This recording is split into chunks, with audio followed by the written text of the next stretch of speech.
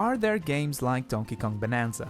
The short answer is no. There is no game out there that mixes all the mechanics present in Donkey Kong Bananza in a single package. So the goal I have for this video is to break down these mechanics and see which games fit them best. All games mentioned are available on both Nintendo Switch and Nintendo Switch 2, and if there are significant upgrades on Switch 2, I'll let you know. With this said, let's start with the most satisfying mechanic. Admit it, every time you enter a new layer, you can help yourself but immediately start punching in every direction, searching for fossil and banana maps, right?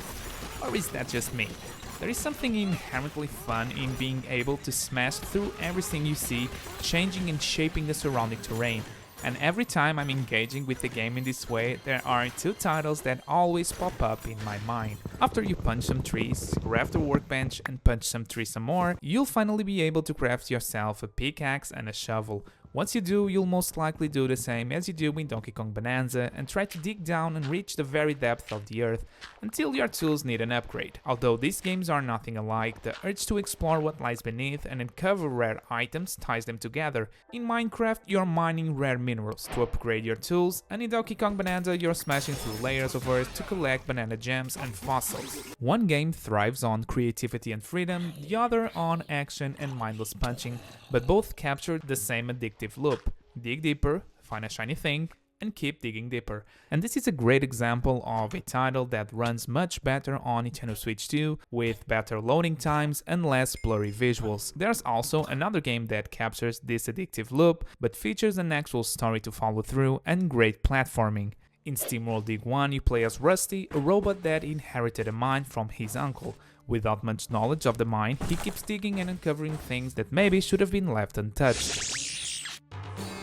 In SteamWorld Dig 2, Rusty has gone missing, and it's Dorothy's job to find him while also trying to uncover the reason behind these mysterious earthquakes that are threatening the planet. Digging in these games is not just a fun and very addictive mechanic, it's also your main way of progressing through the story and unraveling all the secrets they offer. Both are fantastic Metroidvanias with great platforming in the mix and are the first titles I would recommend for someone who enjoys punching the ground in DK Bananza. Donkey Kong Bananza is a collectathon 3D platformer just like Donkey Kong 64 was all the way back in 1999, staying faithful to its first 3D appearance. This would be a great title to recommend if the game was available on Switch Online. Luckily, there are other games you can try out. Banjo-Kazooie is a 3D platformer with large open levels, quirky characters, tons of collectibles, and light puzzle solving. I played it for the first time recently, despite owning a Nintendo 64 for 25 years. I'm not sure why, but as a kid I got two games for that system which I replayed to death. They are Pokemon Snap and Super Mario Party 2, the best Mario Party game ever. Although many people love Banjo-Kazooie, unfortunately these 3D platformers didn't all age perfectly, and I can't stand the camera movement. And if you're one of those that keep complaining about the DK Bananza camera, then this game isn't for you either. But what if there was a modern game, 3D platformer out there made by Rare developers? I played Yooka-Laylee years ago when it was released, and I remember having fun despite feeling lost in the levels occasionally when collecting quills. For this video I decided to try the game on Switch 2. It runs and looks great despite the obvious outdated textures. The dialogue, story and characters are as silly as I remember, the levels are big with a lot to discover and collect, and Yooka-Laylee control very well, although the combat could be a bit more responsive since I don't feel like I'm actually hitting my enemies. You don't have access to all their movesets right away, requiring quills to unlock new moves. You can clearly tell this wasn't developed by Major Studio though, and hopefully the remastered version will bring more polish to the experience.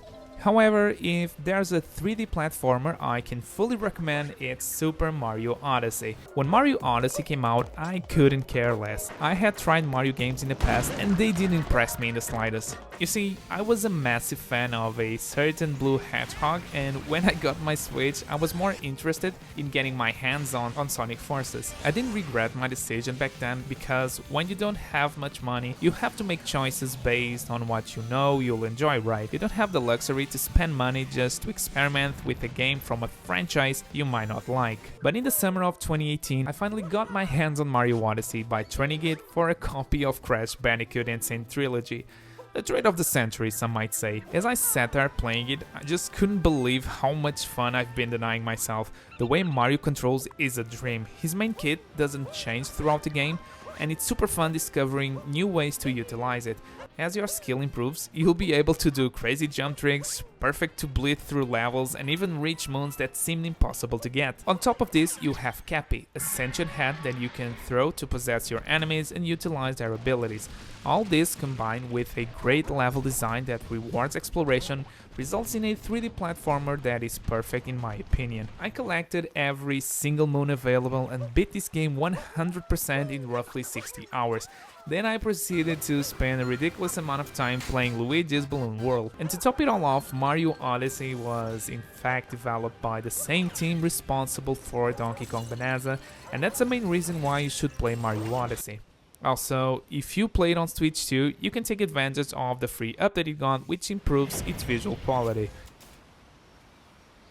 In Donkey Kong Bananza, you'll find many bonus stages, and eventually you'll come across these 2D stages that will take you right back to the Donkey Kong Country games. Playing these might get you in the mood for some 2D Donkey Kong action, and luckily for you, the Nintendo Switch is home to a lot of this. If you search on Switch Online NES games, you'll find all 3 Donkey Kong Country games available, and all of them are a must-play in my opinion.